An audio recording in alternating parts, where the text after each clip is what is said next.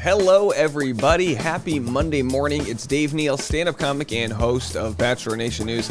I had the delight, the pleasure of chatting with Chris, a.k.a. Bachelor Fantake. You're going to enjoy my conversation. We got a little inside baseball, talking about why we think people are still watching the Bachelor franchise, how he got started. If you don't know Bachelor Fantake, he's one of the, if not the biggest independent Bachelor recappers that exists out there. He does fantastic work, excellent sleuthing, putting the pieces together. So we talk about why we enjoy solving the mystery, the puzzle of Bachelor as much as we do.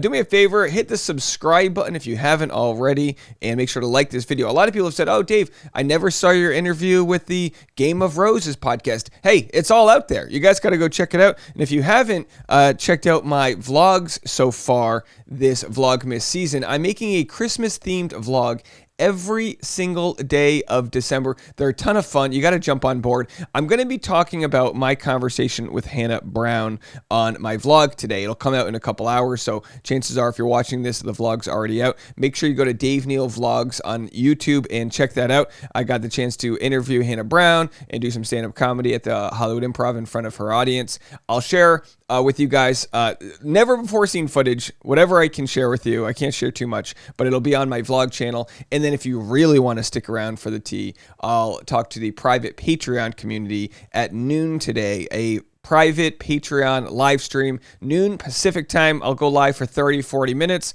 and I'll tell you exactly what went down over there. And also, guys, I'm so proud of this right here. We're at 95% of our goal for the toy drive, $9,500 raised so far. We're going to get to 10,000 today. Oh, excuse me, my voice. Boy, you guys, I'm recording this at 5 a.m. Vlogmas is busy, folks. Very busy. We have a lot going on, but the sun never sets on a Bachelor recapper. And please let me know what you think of this conversation. Enjoy my chat with Bachelor Fantake. Ladies and gentlemen, very exciting to have this conversation with Bachelor Fantake, a.k.a. Chris from Canada. How you doing, my guy? Good. How are you, Dave? I'm doing great. You have been the most requested person I have on my channel, and I've wanted to talk to you for so long, but the drama keeps coming out. I haven't had a moment this whole year. I know. We've been feasting on Bachelor drama this past week or two. Yeah, it's like this. I like to think of the recappers as some sort of, comic book group of people that we all cover the same things, and yet we don't really know each other. You're over. Yeah. Where are you in Canada?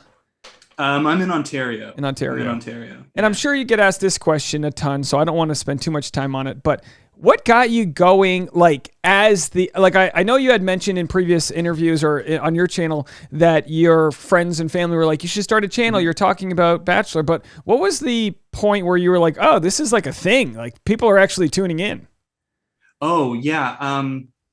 I think it was week 2 or 3 of Colton's season. I'd been plugging along. I'd done a couple of videos and I started recapping the season. And then when I did like the week 2 preview breakdown, it was the week where Hannah Brown did the lion roar thing and it was the first time we'd seen that in a preview where she was just, she did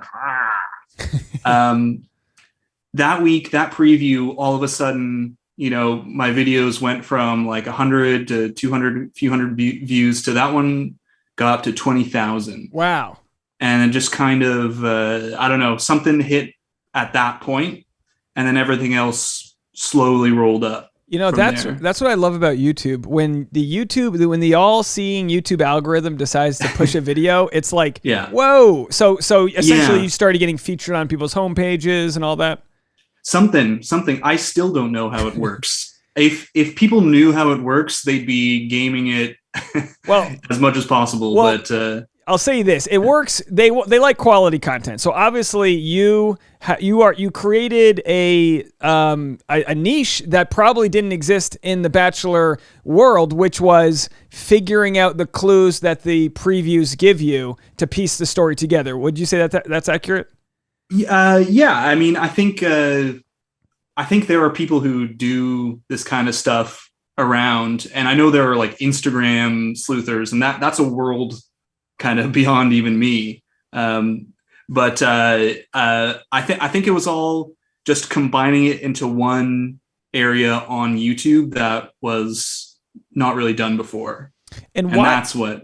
Yeah. Sorry? No, I was going to say, why do you think Bachelor gets this kind of traffic that other dating shows and reality shows don't? Because it seems like Bachelor gets extra amounts of traffic.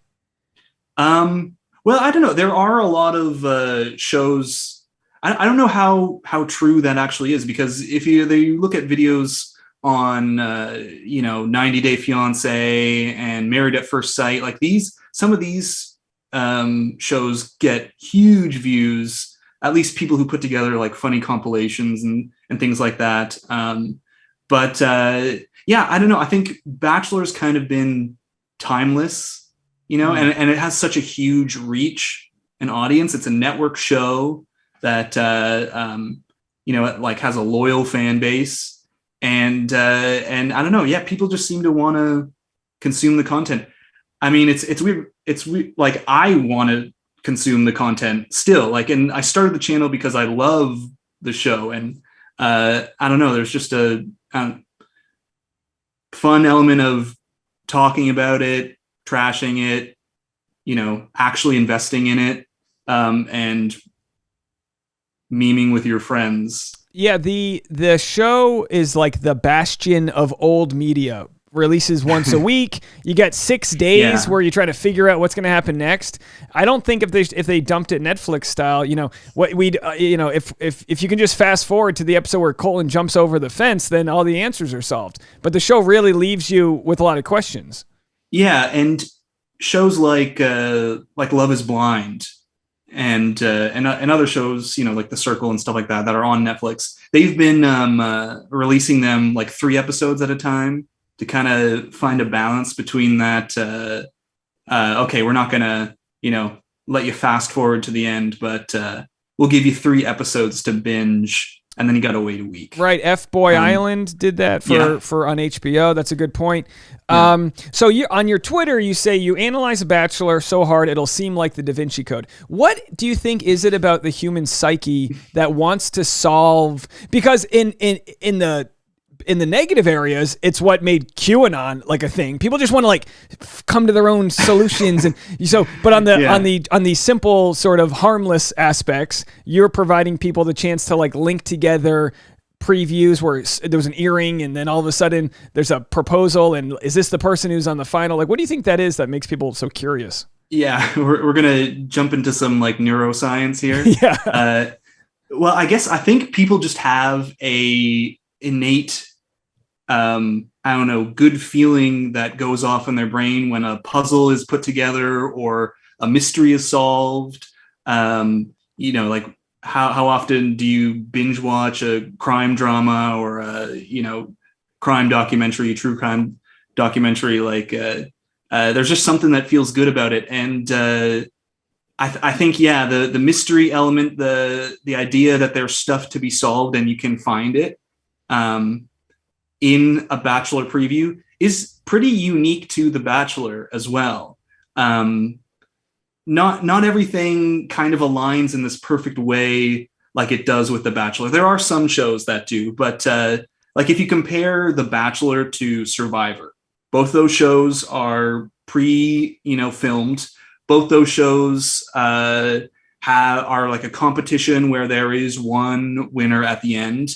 And both those shows have previews, but they're very different stylistically. Because I have thought about sleuthing Survivor as well, but I don't know. I don't know if it's possible, because you can go through halfway through a Survivor season and not see the winner like once because their tribe or something is always winning and they're not a part of the episode to episode storyline. But it's very different for The Bachelor, where it's more from start to finish one arc, where one person is trying to find their partner, and that partner's there from the beginning. That partner is participating every episode, and we need to be reminded of their existence every episode, or else we start to go, wait, where is this coming from? Where is this you know, relationship. Like this doesn't feel natural. So they have to add elements, story elements, like you would in any kind of movie, in order to make it work on The Bachelor. Whereas on Survivor, you know, you could come in, be completely absent all season, and then at the end, you know, make a push and be the winner. Kind of thing. You know, the two is a good comparison because for me, Bachelor does way more curating of what story they want to share. There's so many stories they can go with that. So much is done in the editing.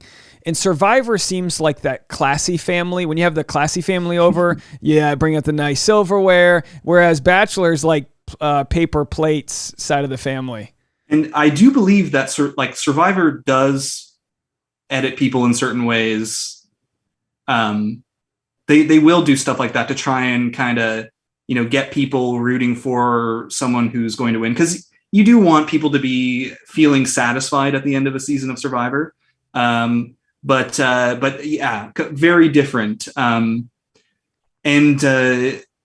Survivor's not as curated around drama as well, like in the sense that Bachelor is. So these storylines that are pushed and pulled and prodded by producers is a lot stronger, a lot more in The Bachelor. With Survivor, it's almost like when the show's over, people go on with their lives. They don't build as much of an Instagram following. I'm sorry, with Survivor, not as much as Instagram following. Whereas Bachelor, Bachelorette, what you're seeing is people are following them precisely when the season's over, so they can continue to see what their storyline is, because relationships fail half the time. You know, the best marriages fail half the time.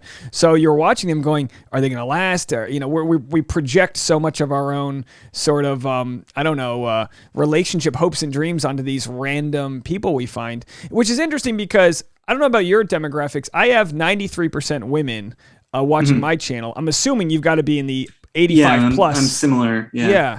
So do you think there's just like this niche of being a guy who watches the show? Do you have many guy friends who watch the show? Yeah. I have a lot of guy friends who watch the show because I watch the show, though. However, I do have a lot of guy friends who watch the show, and a lot of people I know whose guy friends watch the show.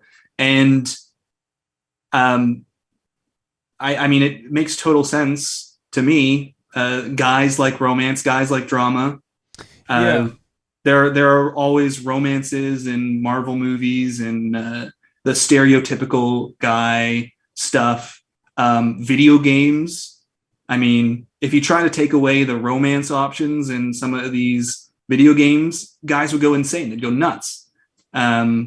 So why not The Bachelor? Yeah, I guess I just wonder what that threshold is to get people to watch additional content like your channel or my channel. And that's, for me, so heavily skewed to the females. And that could just be a product of YouTube's algorithm too, like showing me to a certain demographic.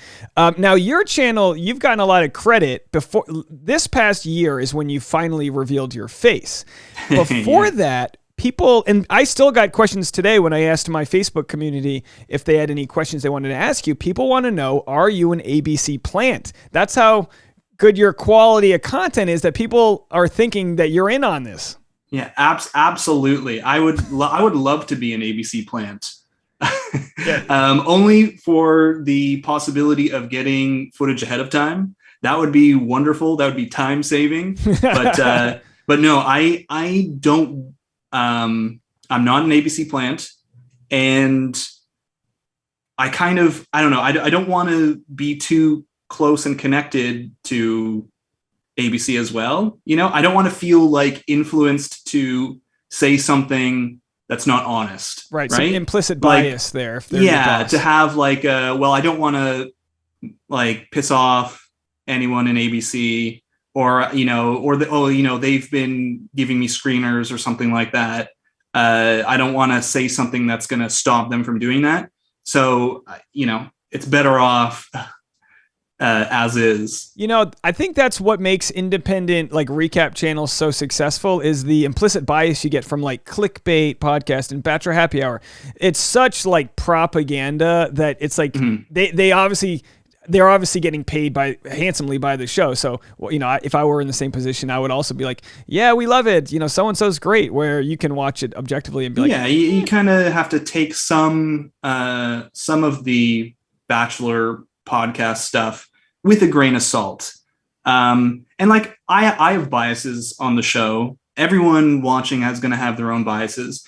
But my bias comes as a viewer, just like, you know, anyone sitting on their couch watching at 8 o'clock on a Monday or Tuesday. Yeah, you pick your favorites and you sort of root for them. And if they do something wrong, you go, "Oh, give them another shot." Yeah, and some people, you know, they'll share something and that's close to something that you've experienced, or, you know, someone will remind you of someone you know, and then you'll kind of be rooting for them and all that. But that comes from my own couch, not from any producer or anything like that. So some of the questions I've got from people are, they want to know how you sort and organize all your clips. And for those that aren't familiar with your channel, you're very like heavily driven with pop culture references, memes, very quick editing. I mean, it's very clean and well done. How do you keep it all organized, and how much time is it taking per video that you make to put it all together?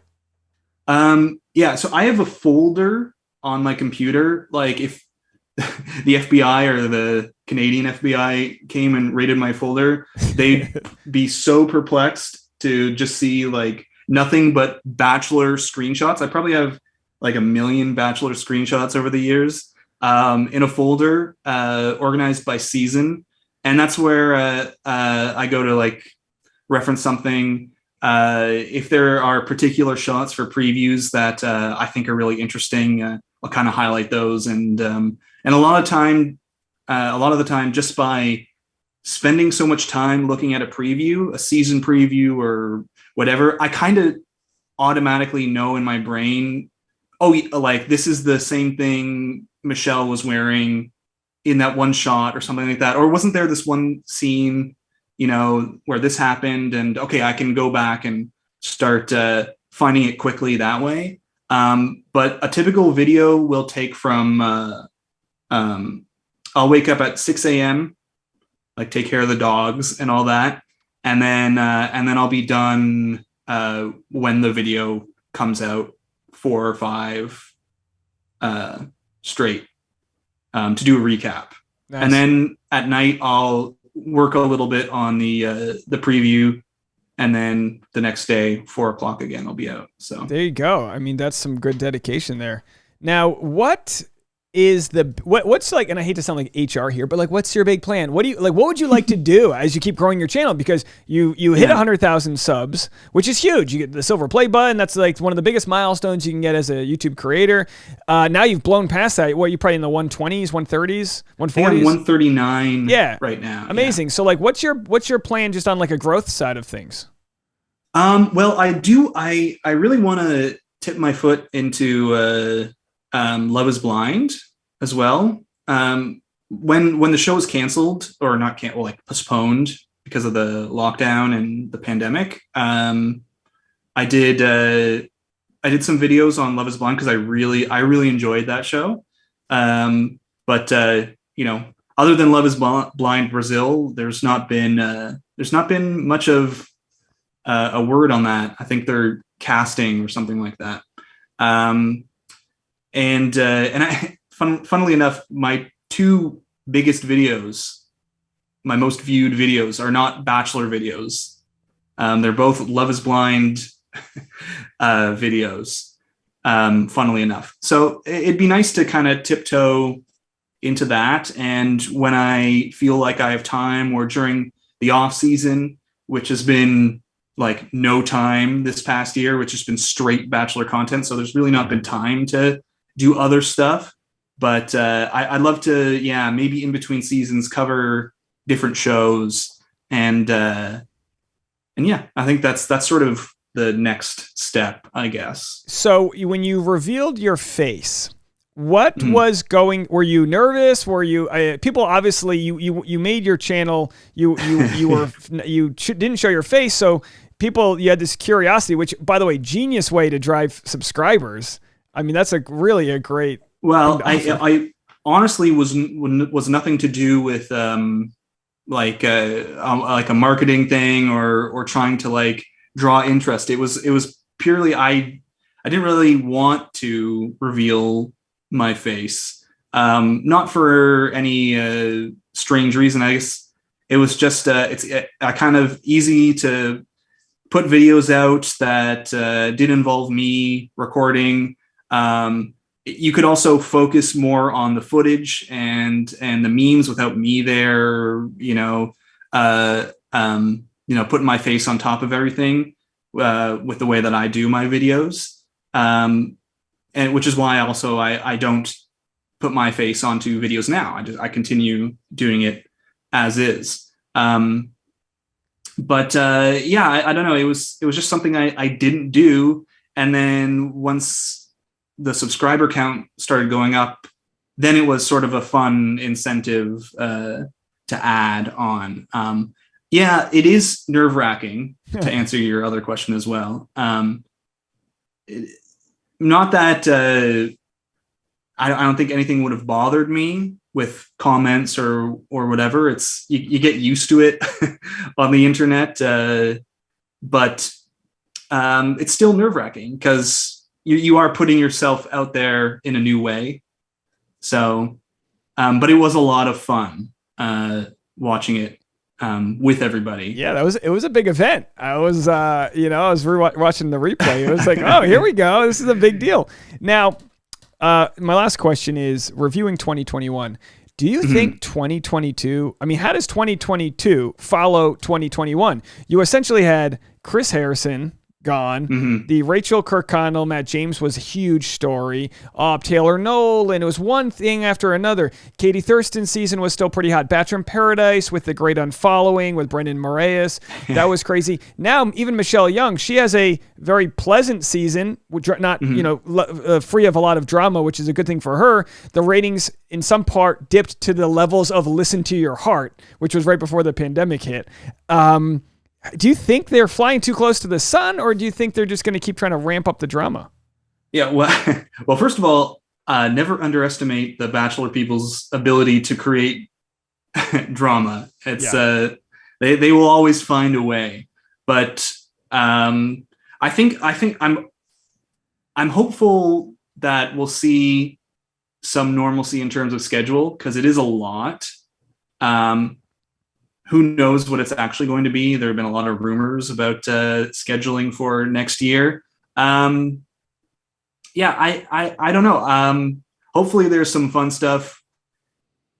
Like, how can you predict what they're going to do? So as a Canadian, I have no idea. Now, as a Canadian, did you watch Bachelor in Paradise Canada? I am behind on Bachelor in Paradise Canada. I'm ashamed to say, just because it's been so much stuff. I've been trying to watch, there's all of Michelle's season and videos on that. Then there's Bachelor in Paradise Canada. Then there's the Bachelorette Australia that's just finished. And sometimes after like 5-6 days straight of Bachelor content, I don't want to watch anything Bachelor related. Like I just take a day break and then I'm ready to come back and enjoy the show. Otherwise, like everyday Bachelor stuff, I don't want to pull away from enjoying the show because I feel that will affect videos. Right. If I'm starting to not enjoy watching. Well, that brings me to my last question here is how do you choose where to go? You've got like you said, the Australian Bachelorette, the first bisexual lead on the show, as far as I know, with a bisexual cast or a cast that's both straight and gay, and then you've got Michelle's season and all these other side stories. As a one-man shop, how do you pick and choose what you're going to cover? Well, Bachelor, Bachelorette, Bachelor in Paradise, that's always going to get priority right now. I guess it'll all depend. If there's an off season, then I'll start to fill in, some of the other videos that didn't quite, I didn't have time for during a main season. I used to do like Bachelor in Paradise Australia in the off season. For a couple of videos to fill in a week or two here and there. And Bachelor in Paradise, that kind of stuff always gets priority. And then if I have the time, because there's stuff outside of YouTube as well, I'll slot that in. And sometimes there's just so much news out that it's like, okay, like I have to schedule an extra day for video making, like last week with all the stuff that came out. Yeah. That'll get like an emergency push. And if there's ever any huge news, there's always that emergency push for an extra video. If there's a Bachelor announcement, Bachelorette stuff going on. Yeah, I love you call it an emergency push. I was in Disney World last week, and all this news broke, and I was like, "Oh boy, I'm in the line of Animal Kingdom trying to report on things." But hey, you can't always wait on the news. When it's there, you got to hit it while they. I know. How dare you not be by the computer? But well, so I guess I'll just ask you this, because I told you probably 4 times in a row is my last question, but people are asking me about your love life. Do you share that all on your channel, or No. I there are some things I still keep private, not because I want to keep things a secret or anything like that. I'll be honest. Before my face reveal, a couple of people found out who I was, and most of the time, like it was only like 3 or 4 people who reached out. Or one of them was someone I knew from high school, so like that was cool. But one was kind of a little scary. In terms of the amount of information and kind of the tone of the information. So that was a little bit of a okay, let's tone it down on what we put out there, sort of thing. So I am keeping, I'm still keeping some things close to the chest, but yes, there is a love life out there. So well, it's just funny because, we have these audiences that are ravenously into finding love life, and then they see you and they're like, tell us everything you know. And I know I get it all the time where people following my fiance on Instagram. I guess I'm going to have to live stream my wedding at this point. I need to get those super chats. You know what I mean? Why not? I'll say, because we talk about, love and relationships on our channels, and of course we do. It's The Bachelor and stuff.